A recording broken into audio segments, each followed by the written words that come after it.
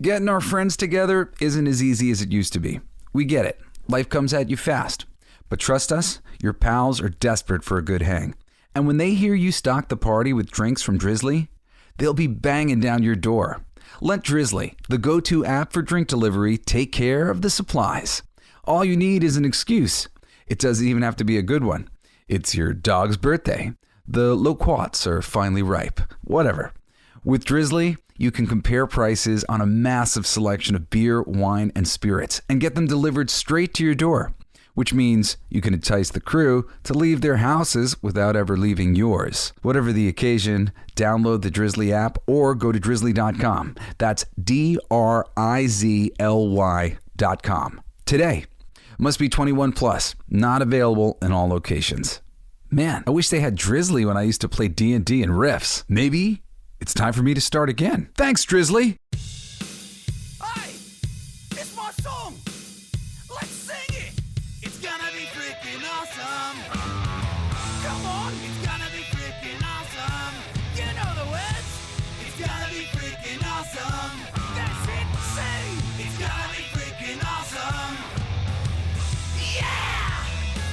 It's gonna be freaking awesome, everybody, because we're back with another awesome episode of the Coolest Geek Alive, and I am indeed going to count down the remaining 25 greatest classic geek culture films of all time today on the show. But first, I want to talk about the fact that Spider-Verse is back at the top of the box office in week 3 of its release.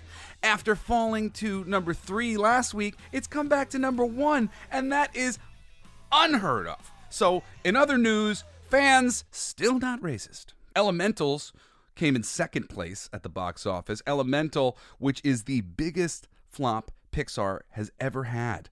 Analysts estimate Disney lost $890 million on their last 8 theatrical releases.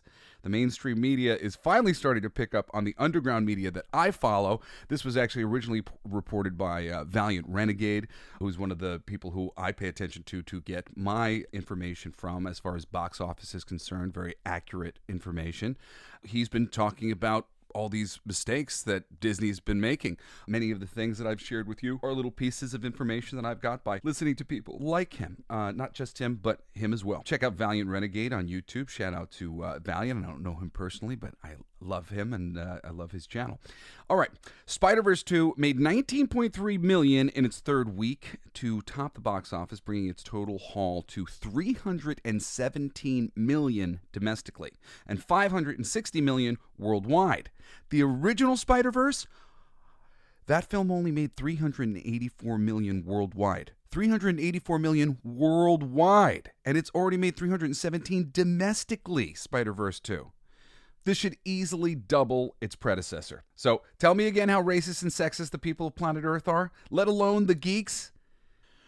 The Into the Spider-Verse franchise, now that it is led by a black Hispanic teenager lead and a female co-star lead in Gwen Stacy, who is a feminist freedom fighter. These are all supposed to be all these things that we automatically reject. Nobody automatically rejects anything. It's you, Hollywood, who are racist and sexist and phobic. You think that everybody is this cookie cutter thing where we automatically go, nah, I don't like women. No, but it's because not enough time is taken to develop the character. But characters like Sarah Connor and Ellen Ripley, we never had any problems with them. Everyone is having a hard time in this world. And we are looking to see and relate to people on screen who are struggling in, maybe some way that we're struggling, but they don't have to be. It's better, actually, I think, when they're struggling in ways that we can't even begin to dream how bad they're struggling. And that's the relationship that we have with these film characters. It's their struggle. And when you put a girl on the page of your script, and she's this powerful girl boss who just always gets it right, and she was right all along, and everything's always working out for her, and everybody likes her, and why wouldn't they?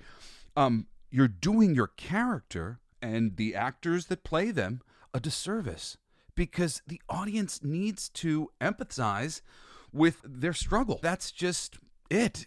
There's a great book that I would recommend to any of the aspiring writers out there, and I'll make this the recommendation for the show. If you're listening to my show, it's probably because you're really interested in this stuff on a deep level.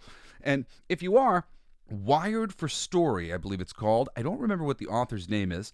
It's a book on writing novels, but the concept behind the book is singular and uniform, and it's what a reader or viewer's experience actually is when they are experiencing media of any kind. And I'm telling you this, it's not them hanging on every piece of your snappy dialogue and the handsome people. It's the struggle. It's that there's something that they want, they need, and they are taking steps to get it, but they're being foiled in various ways. Your villain is just their inability to get anything that they want. And if they want it bad enough, if they deserve it bad enough, you're going to love it. I had a really good friend of mine who gave me a script the other day, and it was filled with women in a band, and they're going to be rock stars. It's this 80s period piece, girl power thing. It's really sweet, but people would hate it. And I gave her a lot of notes very diplomatically and sweetly, trying to explain to her that the movie is just sort of like these girls being handed everything they've ever wanted on a silver platter without much struggle, without it even necessarily being set up why they need that particular thing and that particular life. And nothing is earned, so you don't hooray, and everything seems really convenient. Your audience will feel like something is convenient if it's unearned. If something is earned, your audience will say, thank God in heaven that that's how it worked out, because if it didn't work out like that, I would have left this theater depressed for the rest of my life. That's how you have to make an audience feel, because they need the thing so much that when something contrived happens, the audience goes with it. But if that isn't set up like that, and you make a contrivance, a duox machine, I was mispronounced this word. Somebody tell me, write me a letter at jesseblaze@jessesnider.com and tell me, how do you pronounce duex machina? Duex machina? I'm not sure.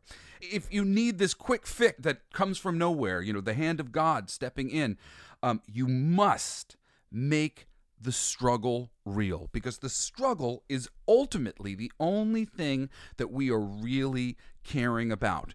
You might get somebody into a movie theater with an actor that they like, or a handsome face or whatever, and this is why some TV shows with terrible actors but they look handsome or whatever and has a good hook will go on for forever, because that's enough. We got them in because they liked him, and then here we go. They've got a struggle. They've got something they need, and they're never going to get it until ultimately season 7 of this series. They'll get the thing finally. But it's the struggle. The struggle is everything. It's not about you. It's about the human experience and people wanting to live vicariously through others, especially when they're experiencing difficult circumstances that they might have to overcome, or that they can vicariously overcome with them to feel strong and brave alongside them. The truth of the matter is, planet Earth, we are not inherently sexist, racist, any kind of is you can think of. We are biased. That's the truth of the matter. Planet Earth is biased. We have biases, but that doesn't mean you can't win us over. And that is what art is here to do. It's here to give us entry-level perspectives on people that don't look like us, so that we can better relate to each other. Case in point, anthropomorphizing animals, meaning giving them human characteristics, making them talk, etc., like you'd see in your average Disney animated film, helps us to identify and empathize with their plight.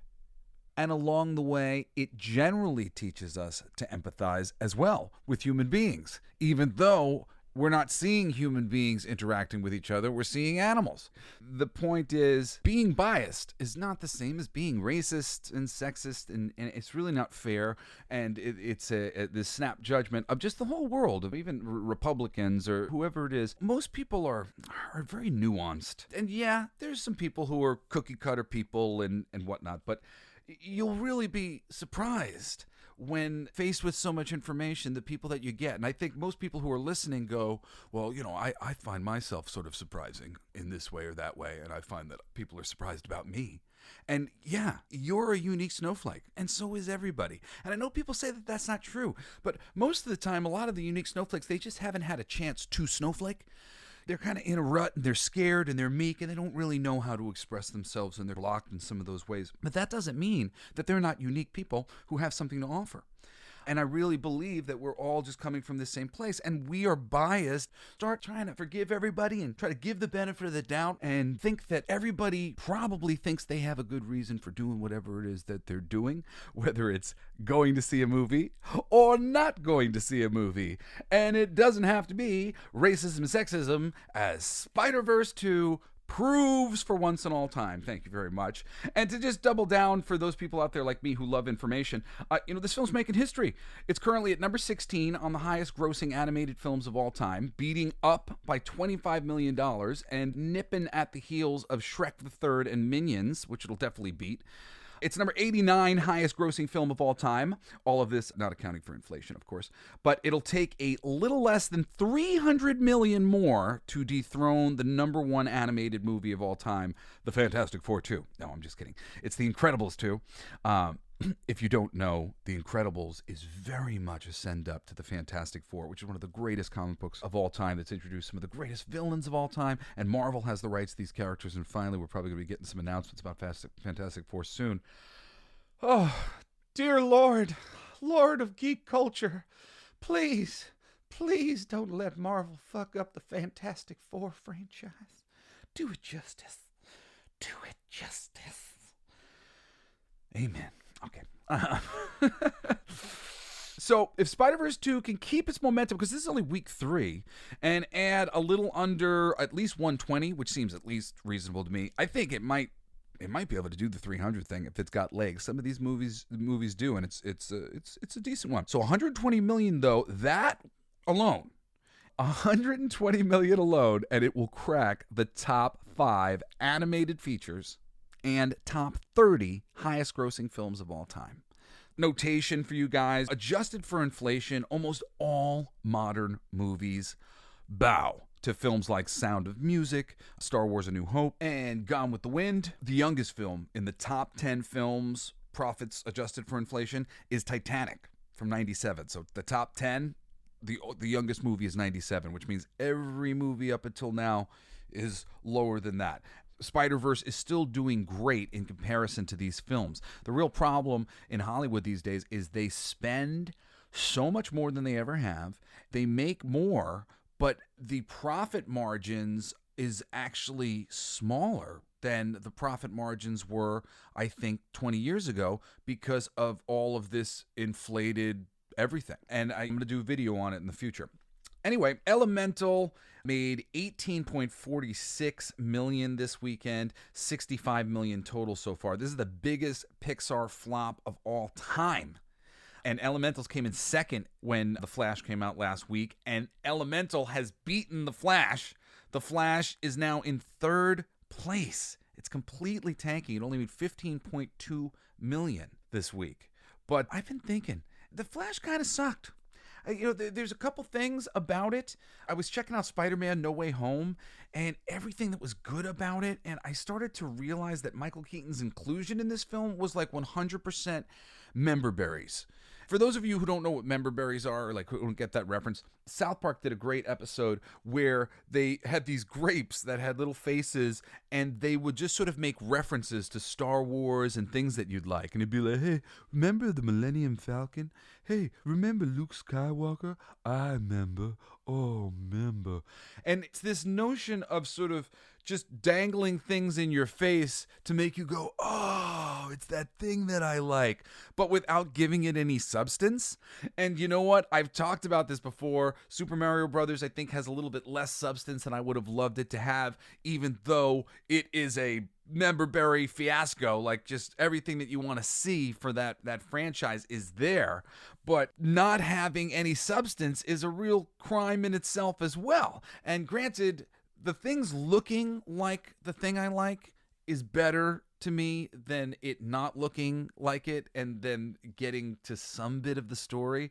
Granted, if they nailed the story 100%, actually, that would probably be the best thing, but they never do.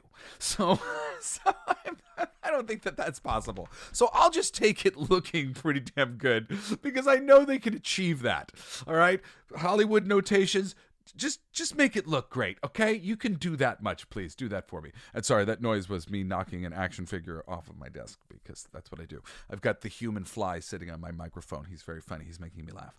Anyway, I've been thinking about it, and Michael Keaton in particular, I just realized, what did that movie do for him? The Spider-Man No Way Home movie, I think, did a much better job with this. Gave Tobey Maguire a little bit of growth with the Green Goblin, and brought his story places a lot by just kind of dialogue and whatnot, but really gave Andrew Garfield's Spider-Man growth. It was meaningful having them around. They affected the protagonist's journey.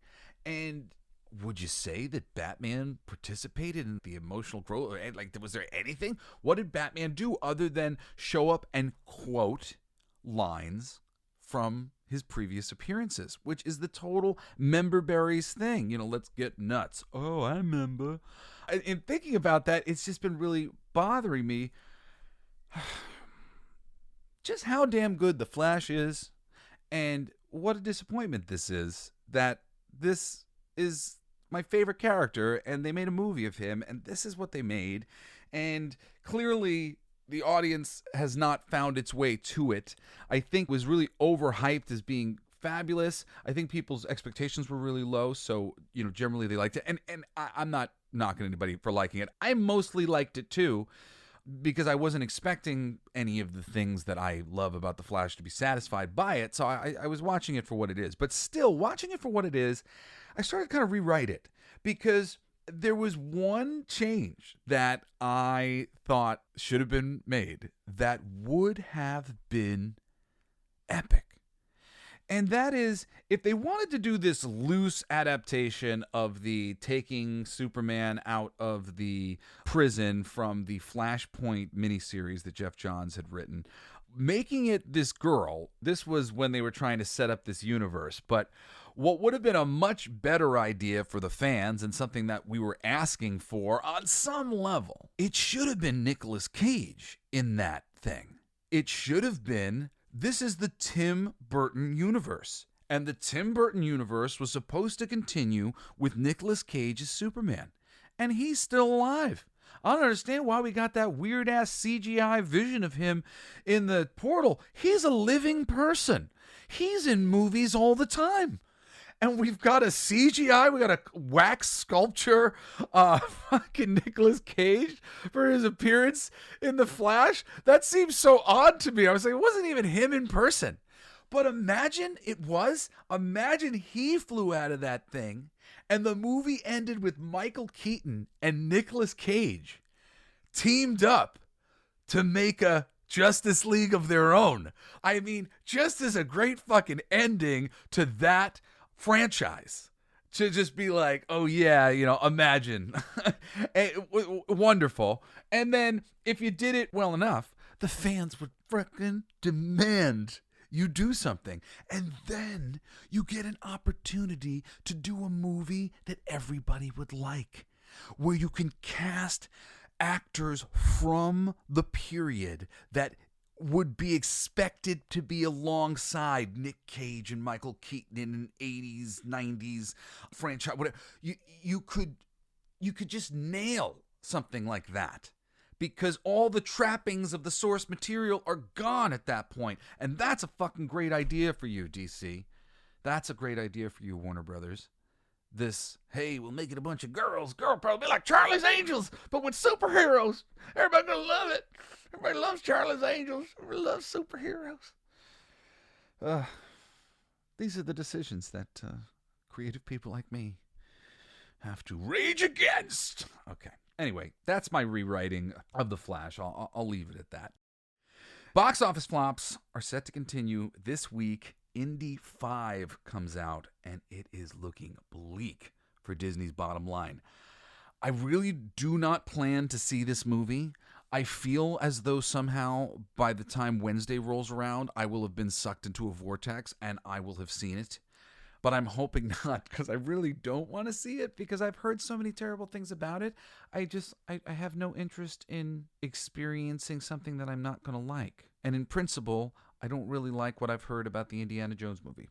But this episode isn't about Indiana Jones because we've got 25 of the 50 greatest classic films of all time. But I already did the first 25, which included the first 3 Indiana Jones films, the only Indiana Jones films. And as we see today on our list of these remaining 25, there's a number of franchises that are included here, but for most of them not on the list are their sequels. And this is largely because it's hard to get the fans to come into agreement about certain things. There's some movies on the list here where their sequels I think deserve to be on the list, and I'll talk about them when I get there, but that the consensus isn't exactly there. And I've tried to put together this list as the consensus reality for geeks in general. What have we all generally decided we really love and appreciate? After this episode and the previous episode, you'll have all 52. Actually, you know what? I'm just going to read the first 25 for the people who missed the previous episode so that you have that and the ones for this episode. And I want you, if you see that I'm glaringly missing something, and I am glaringly missing a lot of things because I realize there's a lot of classics, and this list is all at least 20-year-olds. I tried to put everything before 2000. There's 2 at the end of the list that are just a little bit past that. Oh, well, it's 1 now, but we'll get there later. I think it's important to sort of ground all of these things in, like, these are the ones that started it all. The Spider-Man franchise comes after this. Lord of the Rings comes after this. All of the things that we think of as the pillars of geek culture come after this period. These are the classics. The modern stuff need not be included, at least for now. One day maybe I'll make a list for the modern classics or whatever. But starting off our list, we had Jaws in 1975 from Steven Spielberg. 2, we had Monty Python and the Holy Grail in 1975. Then we had Star Wars in 1977, the original A New Hope. Superman from Richard Donner in 78 at number 4. Number 5, The Muppet Movie, 79. 6, we've got Alien, the original Alien from Ridley Scott, 79. 7, we've got Monty Python's Life of Brian, classic film. My comic book, King of Kings, is a send-up to The Life of Brian by Monty Python, and it is listed on Kickstarter right now. Just type in King of Kings #1 and sign up for notifications. This should be going live in about 2 weeks. Or less than that now. Number 8, Empire Strikes Back, Star Wars in 1980. Number 9, The Evil Dead in 81. Number 10, Raiders of the Lost Ark. Number 11, The Secret of NIMH in 82. Oh, wait a second. The Secret of NIMH. That's the first on our list today, and I'll keep it going in that order. Because some of them I had them in year order, and I took them out to put franchises together and some of these directors together and whatnot in the first episode. So I'll just keep reading through and listing. But The Secret of NIMH is the first one that I did not talk about last time. Secret of NIMH is an animated film, and it's basically a cool, like, kind of mystical science fiction movie about lab rats. And it is dark and beautiful. Just like beautifully animated. I can't recommend it enough. This one I'm excited to show my kids because it's made exactly for them. But it's really it's one of those movies that wasn't afraid to be scary.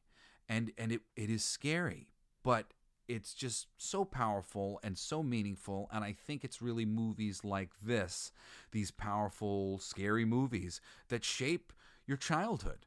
These films, there's others on this list as well that fit that description. They really stick with you as a kid, and something needs to. This is how we learn through all of these other vicarious experiences. Continuing in 82, we've got The Dark Crystal, which we talked about last time at number 12. Number 13, we've got The Thing, John Carpenter in 1982. We talked about that last time. Number 14, we've got Star Wars, The Return of the Jedi in 83, which we also talked about last time. But at number 15, we've got Ghostbusters in 84. Yeah, Ghostbusters in 84. People love Ghostbusters. Franchise now technically has 4 films in it. Really did enjoy the last one. I don't know if it'll end up on any classics lists anywhere, but it was satisfying. The second one, I'm actually a huge fan of. I love the second one. I would put the second one on like my personal list of geek culture films of all time, especially now because the perspective of the geek back then who had seen Ghostbusters and then saw Ghostbusters 2 and was a little let down. As somebody who doesn't have any perspective, if you haven't seen the 2 original Ghostbuster films, I go watch them both. But Ghostbusters number 1, everybody agrees, what a real grounded mix of science fiction and humor. The humor is so powerful because the movie's grounded and they're afraid, and constantly the humor is breaking tension. This is one of the reasons why the recent Ghostbusters film where they gender swapped them all didn't work as well, because it wasn't grounded, it was slapstick. And slapstick's okay. I don't mind slapstick. I don't mind people trying to make me laugh.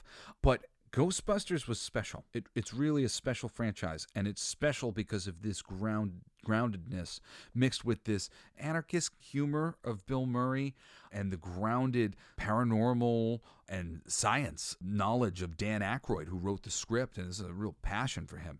Ghostbusters is a classic for geeks because it's so well thought out and lovingly made by Aykroyd and company. Yeah, if you haven't seen Ghostbusters, you need to. Okay, coming in at number 16, we've got one of my personal favorites, Gremlins in 1984. I'm actually an even bigger fan. On my top 10 films of all time, Gremlins 2. I love Gremlins 2, but not everybody agrees. Some people, the smart ones, they know what I'm talking about. If you're out there and you know what I mean, Gremlins 2 is just hysterical. Irreverent humor, the likes of which you just don't know. If you like Deadpool, I think Deadpool has maybe possibly opened people's eyes to the real art of breaking the fourth wall in great ways, and Gremlins 2 breaks the fourth wall in great ways. I know that one's not on the list, but it's one of my favorite movies of all time. But universally beloved by all is Gremlins. And while the special effects makeup for Gizmo and the Gremlins isn't quite as good in the first one as it is in the second one, where they hired Rick Baker to come in to do the special effects, and he improved upon what was already there and made it even better. But Gremlins 1 is where it all begins, and it's just lovely, funny, scary, a little scary, but more really fun. And I just adore that movie. It's got a great, simple set of rules. Yeah, do they make sense? No, but it's just this simple mythology that creates a bit of a world. And I think that we sometimes forget how important simple ideas like this. Don't feed them after midnight. Don't get them wet. Keep them away from bright light, which is pretty universal one sometimes with vampires or whatever, but setting some boundaries and parameters for your monster, giving them some simple abilities and restraints that we can understand. The Gremlins is just such a fun idea to play with, and I'm so sad that they haven't done more with the concept until recently with the animated series. I don't really know if an animated series is what anybody was asking for. I certainly wasn't asking for an animated series, so I'm not really interested in watching it. I might eventually if I hear a lot of good things about it, but so far I haven't heard anything great about it.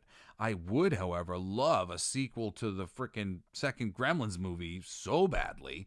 Seriously, if you haven't watched Gremlins 2, watch Gremlins 2. If you haven't watched Gremlins, watch Gremlins. Great movies. Okay, moving down the list. We got number 17, the Terminator franchise in 1984. Terminator, and then later, of course, we've got Terminator 2 in 91. And that's number 40 on the list. We'll get there in a second. So, but I'm going to go over both these movies right now. So Terminator, it's interesting. The original casting for Terminator was actually supposed to be, what's his name? Lance Hendrickson, the dude who plays Bishop in the Aliens franchise. He is a guy who would blend into a crowd, I guess you would say. And that was the idea behind the Terminator. It was this robot that was just designed to blend into the crowd. They ended up going for this giant muscle robot, which I think worked better as a bit of science fiction. And Terminator comes in this first film as a bad guy. We've come to recognize him, if you haven't seen the franchise, as a good guy, but he starts out here bad to the bone, and it is wonderful. We've got the introduction of Sarah Connor, and she just fucking is the best, the toughest. But here we have the creation of her, talking about building characters, and so an audience will accept their growth as a badass. She goes through hell in this first movie, and when we see her in the second movie, we get her as this boss bitch that we have come to know Linda Carter as. That is her name, right? Yeah, I think so. So anyway, Terminator 1 and Terminator 2 are a 1-2 punch from James Cameron. You've seen the Avatar films or anything else from him. He's brilliant. Down on this list as well as Aliens, plural. He came in after John Ridley established the franchise with Alien, and he did the sequel and continued the greatness of that thing. What would be better than an alien? A lot of them, baby. And maybe a queen. Oh, snap. The introduction of the Alien Queen. So great. We talked about Alien last time. If you haven't seen Aliens, the fans cannot agree about how we feel about everything after that. No, I think we generally can agree. None of them are as good as Alien and Aliens, but Alien and Aliens are good enough that they will establish that franchise for forever because it demonstrates what can be done with those characters. And there's some really, if you like Alien and Aliens, there's some amazing comic books that have been turned into graphic novels collections, like miniseries, that have been put out for Alien and Predator and some of these franchises. The Dark Horse had owned some of these things, but Alien versus Predator, Alien versus lots of superheroes, and some of the superhero ones were great. I really enjoyed the hell out of them. For people who want a little bit more from that universe and are willing to read a book, there's some stuff out there you can find. Continuing down the list, we've got at number 18, we've got Indiana Jones and the Temple of Doom in 1984. At number 19, we've got The Never-Ending Story. A personal favorite of mine, also a personal childhood nightmare of mine, The Nothing, which is basically the bad guy. And it's this oblivion that's just sucking away this beautiful universe of creativity in The Never-Ending Story. And if something isn't done by our protagonist, who is, well, there's kind of a twofold protagonist. There's a protagonist in the book, and then the reader becomes the protagonist who needs to do something to help with the never-ending story. I don't want to spoil everything, but it's very kind of sort of mystical and magical and fun, and it's just about a boy getting engrossed in reading. It's a beautiful film with great animatronics and colorful characters, all sorts of different races of beings and interesting concepts, and two scariest things in the world, The Nothing and this wolf that is following Atreyu. Oh my God, this wolf. The wolf in this damn movie scared me for so long. He's not a real wolf. He's like an animatronic talking wolf, but he basically just looks like a real wolf. But just to picture it, there's something just unnatural about it, and really, and the voice, anything like it's visceral. Nowadays, everything's CGI, and a lot of the effects. And we were talking about the effects in The Flash being particularly weak. Especially knowing what can be done, having seen the height of special effects that can be done with CGI and, like, say, any of the Star Wars films that George Lucas had produced, or something like Gollum in The Lord of the Rings, or anything that has been done really well. There's plenty of things that have been done well enough that now when you see something that isn't done very well, and a lot of it isn't done very well to me, you just go, oh man, they cheaped out there. That could have been better. Like not enough love was put into that, and just so much love is put into the Neverending Story, and it's just largely all practical effects. It might be all practical effects, and I'm speaking out of turn, but it's certainly mostly practical effects and just beautiful things that human beings are interacting with, and that's what we need in fantasy and science fiction. More of that. More of the creation of worlds and not just these digital masks of things. I know it's easy, Hollywood, but to actually bring something real into the world is so incredible. And I talked about in the near future, I'm going to do multiple episodes with my kids where I have them review these movies. I'm going to watch all these classic movies with them over the summer, and then I'm going to release them weekly of their reviews of the various films. And I'm so excited to show them all these practical effects. And I'm wondering if they're going to notice a big difference between how these movies look to how the movies that they watch look, and if they like how these look better, because I think that they will. At number 20, we've got Richard Donner's Goonies. We talked about that one last time. That's 1985. At number 21, we've got Sesame Street, Follow That Bird in 85. At number 22, we've got Back to the Future in 1985. I think generally the whole franchise is enjoyable. I remember not being thrilled with the third one. The first two I really liked. But generally speaking, I think all the geeks all around the world can agree Back to the Future, the very first film, is wonderful, brilliant. It's just such a great science fiction movie about a mad scientist and his friend. And ultimately, we've got Rick and Morty because of Back to the Future now. What a great legacy that is on top of everything else. At this point, you probably know from the title, but Michael J. Fox. Oh, gotta love Michael J. Fox. He goes back in time with this time machine made by Christopher Lloyd, and he interacts with his mom and his dad in high school, and it's all very cool. You got to check that one out. Continuing down the list, number 23, Pee-wee's Big Adventure. And Pee-wee's Big Adventure is going to make me segue into two others.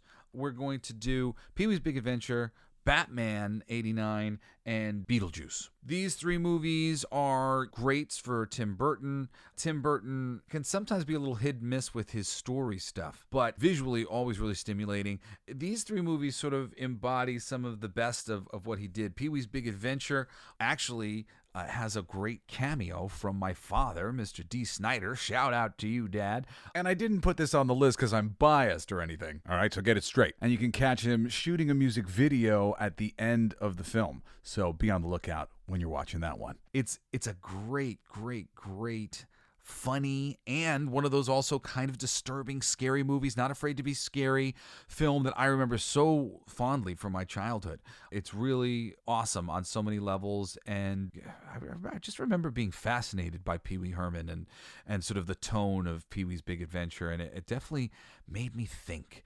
And any movie that'll make you think long and hard, that's a good geeky movie. That's something that'll let you geek out to it. Beetlejuice, another great one with a supernatural bent. Michael Keaton kicking ass and taking names. This is just such a classic. And I don't know why it's like a geek culture one in particular. I think because it's got this theatrical, supernatural bend to it. There's a lot of practical effects and scariness that's in a world. And I think that's the big thing that we come to in geek culture is we love worlds. And Beetlejuice definitely creates a world. They made an animated series after it that I used to watch all the time when I was a kid. I loved that animated series. And they announced recently a sequel to Beetlejuice 2. And I'm stoked about that as well. Beetlejuice 2. I hope they do a great job with it because it would be great. That's like definitely a top 100 films of all time for myself, a personal favorite. Okay, continuing on, we've got Batman 89, and that one, I mean, this is the Batman that started it all. Granted, as a Batman fan, I don't think that movie really sells us on Batman. It gives us some of the action and the visuals of Batman. None of the Batman films have really gotten Bruce Wayne and Batman down so well. They've done the villains pretty good, and this one does kick off the villains and the aesthetic of Batman in wonderful ways. And in general, this is a film that has gotten many people into Batman comic books and has led many to learn that Batman is even better than these stupid movies are. But because of that, because of all the people who actually read comic books because of Tim Burton's Batman in '89, I would say it's got to be on the list of the top 50 of all time. Coming in at number 24, we've got Legend in '85, directed by Ridley Scott. We talked about it last time. And at number 25, we've got Real Genius, starring Val Kilmer in '85. This is about this genius dude who's at an Ivy League school and being used by the government to make weapons. It's a comedy, coming-of-age movie, and it's great. That's all you need to know. Val Kilmer is Val Kilmer, the movie star that we know from any other movie that you might have seen him in, whether it's Mad Mardigan and Willow or as Ice in Top Gun and playing Jim Morrison in The Doors. Like, he became an icon on the back of films like this one, Real Genius, and another movie called Top Secret. This one, though, I really think is the best. Real Genius. Go check it out. All right, number 26, we've got Aliens in '86, which we talked about. At number 27, we got Little Shop of Horrors in '86. At number 28, we've got The Labyrinth, that was in '86, and Big Trouble in Little China at number 29, which is also '86. Okay, coming in at number 30 is one of my personal favorite films and my favorite book of all time, favorite film of all time. It's 1987's The Princess Bride. The Princess Bride, it's written by William Goldman. He's one of the greatest writers of all time. He's written tons of books on writing. There's tons of books on his screenplays. He's written Oscars. He won an Oscar for Butch Cassidy and the Sundance Kid. He won an Oscar for adapting All the President's Men with Dustin Hoffman and Robert Redford. Great movie. Really great adaptation as well. He's a man who knows how to adapt things, which is what we like to talk about here on the show. He's also responsible for the book Marathon Man and the movie Marathon Man. That was an original based on his original novel. So he was a novelist and a screenwriter, and he wrote a book, The Princess Bride, wrote for his daughters. One asked for a story about a princess, the other one asked for a story about a bride, so he wrote The Princess Bride. And it's so adult. It's not for little kids the way that you would imagine it based on him being asked by his children to do this book. There's so much more than that. The film does a great job adapting it and shorthanding it, but the book, which I've recommended before on the show, is just even deeper and better. And there's actually a new version that has an additional chapter basically dedicated to Andre the Giant's character, Fezzik, and Andre the Giant, because we lost him, unfortunately. And William Goldman had felt that. We lost William Goldman as well. William Goldman had felt the loss, and he added a chapter to the book to basically address the loss spiritually, as a writer. It's really sweet, really wonderful. Highly recommend that. Princess Bride, 1987. Number 31 on the list, we've got Evil Dead 2 in '87, which we spoke about. At number 32 in '87, we've got The Predator. This is my son Cassidy's favorite movie of all time. My son loves horror movies. I introduced him to monster movies pretty early because I think monster movies are kind of the easiest ones of these horror movies to kind of get around because the subject matter tends not to be so adult. So when I saw that he really liked that kind of stuff, I showed him The Predator, and he was just like, yes, this is amazing. And he loves those movies. He really enjoys, I think, all of them. But The Predator, the first one in particular, is just a favorite for him. So I won't be showing him anything new when I show them these movies, but I will be showing the rest of the kids this movie. And this is the one that started it all. I happen to really love Predator 2. I like The Predator so much that I'll rewatch those other ones sometimes, even though I was disappointed in all the other Predator movies that have been made. Even though I did kind of like the one with they were all on the bus. The names have been really subtle. It's not like Predator 3, 4, 5, so I'm forgetting which one it was. But it was with the dude who played the Punisher. Thomas Jane was had like Tourette's or whatever. That one was kind of good, but I felt like they pulled the punch a little bit. And they did that movie Predators with Adrian Brody, but he was a little scrawny and kind of didn't really fit the part. Every one of these movies has just been a little bit lackluster in one way or another since the first one. Even though I do recommend the second one with Danny Glover, I think especially. I think the bar has gotten lower and lower, but that one holds up and is similar in its own ways to the first film. And I do I did enjoy that one a lot. But Predator #1 with Arnold Schwarzenegger, some great appearances by Shane Black, who's a screenwriter of the Lethal Weapon franchise and directed and wrote Iron Man 3, and he's a really great writer-director. Shane Black's somebody who's worth digging into some of his filmography. He's written some amazing things over the years that aren't necessarily in the geek culture genre, but he's awesome. Jesse Ventura and a ton of other people whose names are kind of escaping me at the moment. But yeah, I mean, it's just a star-studded action cast that is, sets the tone for all other sci-fi action films for all time. We've got Apollo Creed's in the movie. I forget that damn actor's name. He's on Arrested Development now. I love that guy. Hey, but I can't remember actors' names off the top of my head. I love being able to be like, bah, bah, bah, bah. It'll probably come to me at some point. Anyway, Carl Weathers. I told you it'd come to me. At number 33, we've got 87's RoboCop. And RoboCop is just such a bombastic comic book sort of concept. This police officer dies and gets brought back as like a human cyborg to go out there and police. And it's really kind of not necessarily actually my favorite movie. It's kind of makes me a little uncomfortable in a lot of ways, but it's pretty universally beloved by the fandom, and I do understand why. So I do recommend RoboCop. Moving into number 34, we've got Joel Schumacher's The Lost Boys. And, for those of you who hate him for Batman and Robin, I understand, but he's made some other great movies, like Tigerland was one with Colin Farrell. It's a great movie. And this movie's another one, The Lost Boys. Stylistically super cool. Everybody's just beautiful. He's really... Talk about handsome vampires. They are, but, they're also scary when the time comes and when they need to be. And Kiefer Sutherland, who plays the lead of the Lost Boys, he's just nice and dark and cool. You might know him from the 24 franchise. Kiefer Sutherland is a star. He's great. This movie's great, and it features the Frog Brothers, who are nerds to their core. Talk about some geek representation in film done right. I know people like to point to that shitty TV show with all the nerds. It was like Big Bang Theory. Fucking hate that show. It's just like a bunch of assholes pretending to be nerds and a bunch of writers pretending to be nerds, just making them reference nerdy things that they've heard of. Hey, remember nerdy thing that I've heard of? This is how nerds behave. Oh my God. And they're just like, these nerds are just as petty and shitty as your average superficial person. I don't know any nerds who behave like the characters on those shows. Hate that show. The Frog Brothers, on the other hand, I can relate.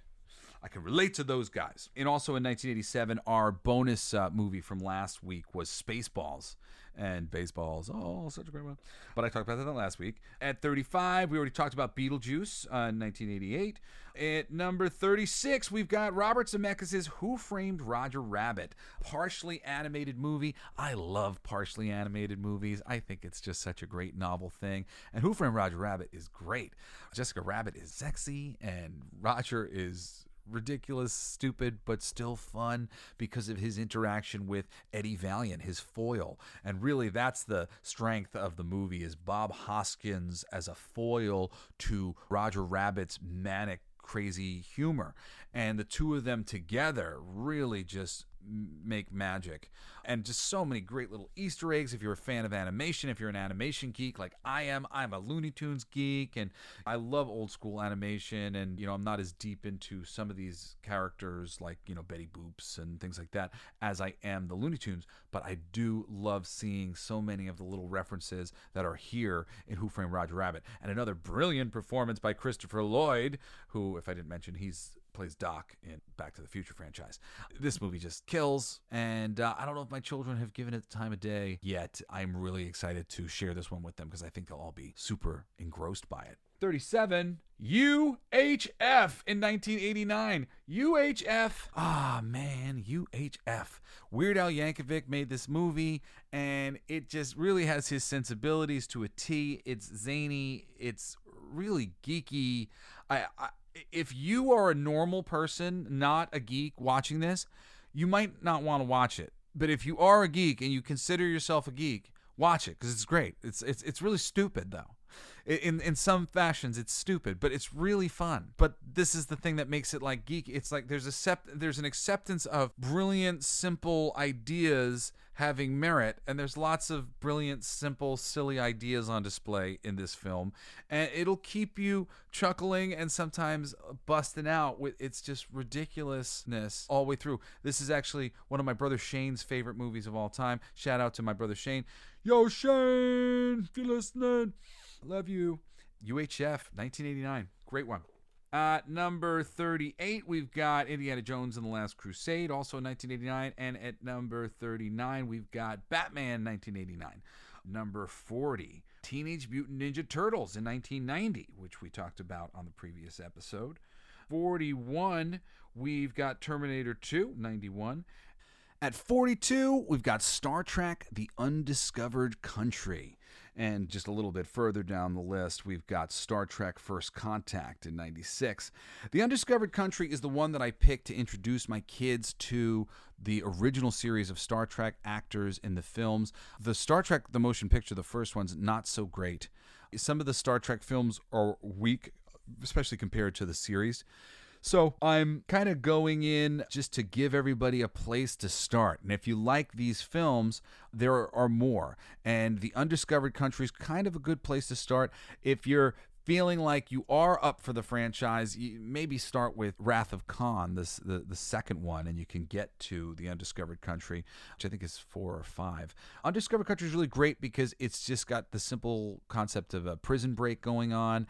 It's definitely a good look for Spock and Kirk, the original, the OG, Leonard Nimoy, William Shatner, Star Trek captain and second in command. I mean, it really means something. Everything that I love about Star Trek starts here, even though they're not my favorite. A little closer to my favorite is The Next Generation, which I prefer to this, even though I'm a big Deep Space Nine fan.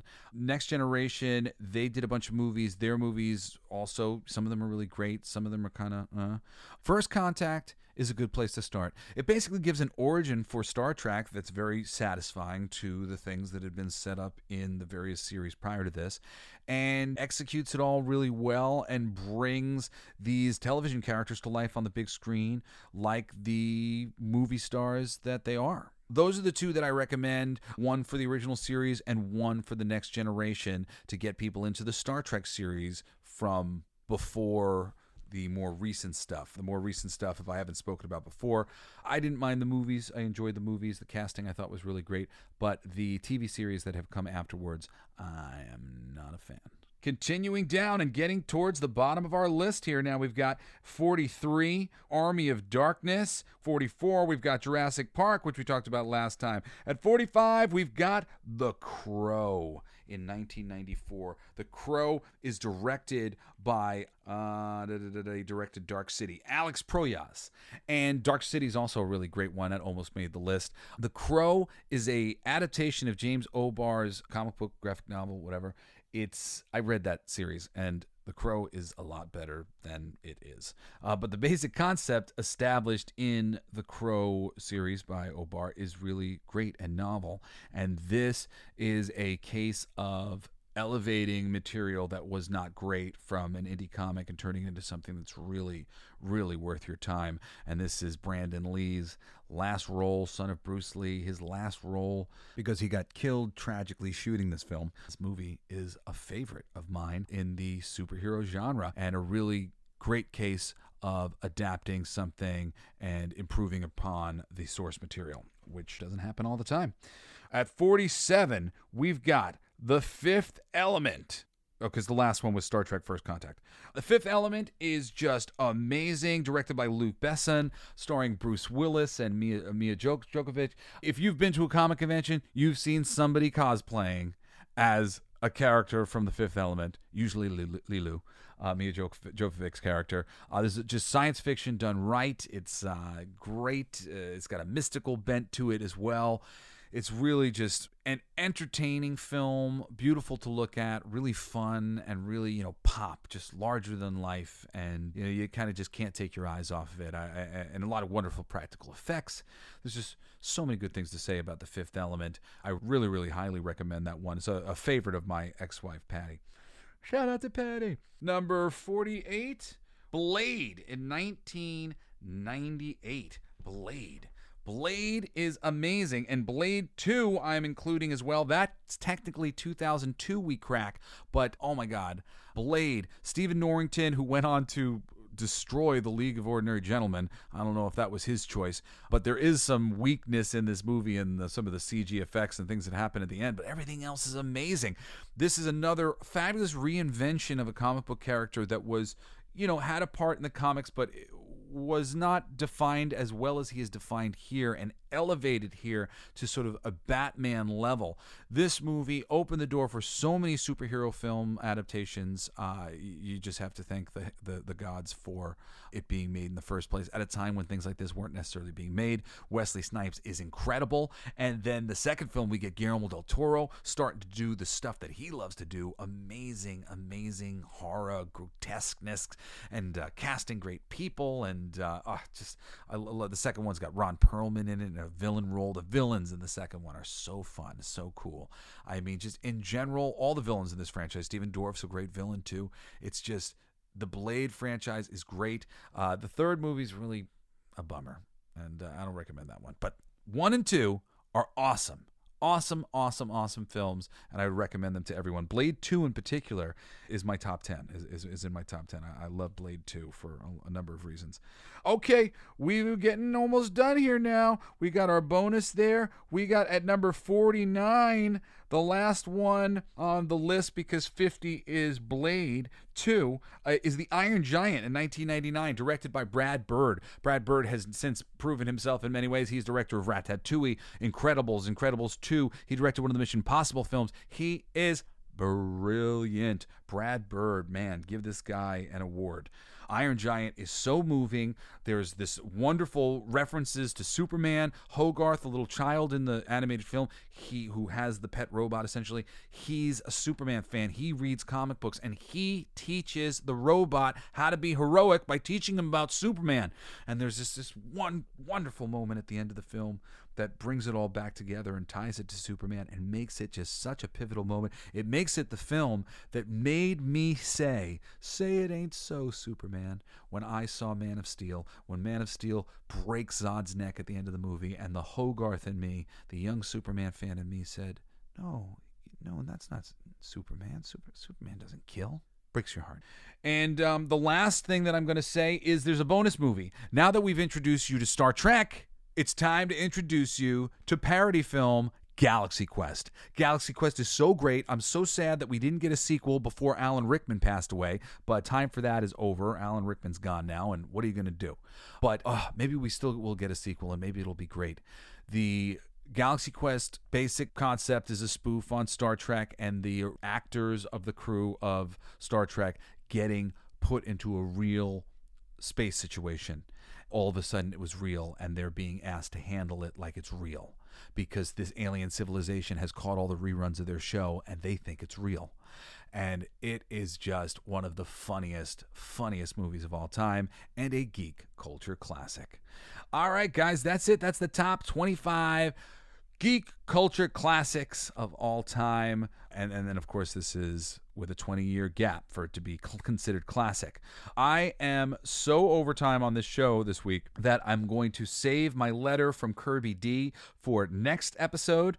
And I'm just going to say, if you have anything to write to me, email me at jesseblaze@jessesnider.com. Forgive me, Kirby, for not having any more time to get to your letter, but I will get to it next week. I love you. I love you for writing. I love you all for listening. You are the coolest geeks alive. And please join me again next time on another fabulous episode of the Coolest Geek Alive. And remember to go to Kickstarter and sign up for my King of Kings Kickstarter, which is going to be going live in just over a week. So please be ready. Go sign up for notifications. King of Kings #1, and support this labor of love, this send up to one of the geek culture classics, Life of Brian from Monty Python. I really hope you guys will support this book. It is a love letter to the fandom and smart geeks like you. Anyway, I love you guys. See you next time. You've been listening to Coolest Geek Alive with me, your host, Jesse Blaze Snider. Isn't that heavy? Don't forget to rate, comment, and subscribe for more excellent geek culture content. Thanks for listening. Play that. It's gonna be freaking awesome. Coolest alive. It's gonna be freaking awesome. Stay with your tribe. It's gonna be freaking awesome. Revenge of the Geeks. It's gonna be freaking awesome. Week after weeks. It's gonna be freaking awesome. Laughing with you. It's gonna be freaking awesome. And crying sometimes too. It's gonna be freaking awesome. Spilling it out. It's gonna be freaking awesome. Making you shout.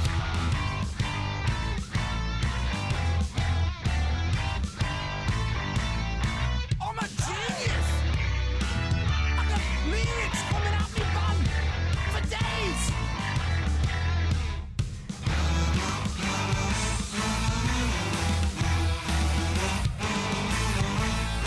You like that? It's a kazoo solo.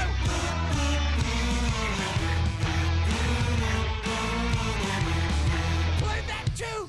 It's gonna be freaking awesome. Talking some shit. It's gonna be freaking awesome. Living legit. It's gonna be freaking awesome. Food in our mouth. It's gonna be freaking awesome. Get in our mouth. It's gonna be freaking awesome. Tell all your friends. It's gonna be freaking awesome. Call right on text. It's gonna be freaking awesome. Raising the bar. It's gonna be freaking awesome. Straight to the stars. It's gonna be freaking awesome. It's starting soon. It's gonna be freaking awesome. Passing the moon. It's gonna be freaking awesome. On with the show. It's gonna be freaking awesome. Ready, set, go. It's going to be freaking awesome. Freaking awesome. It's going to be freaking awesome. Just wait.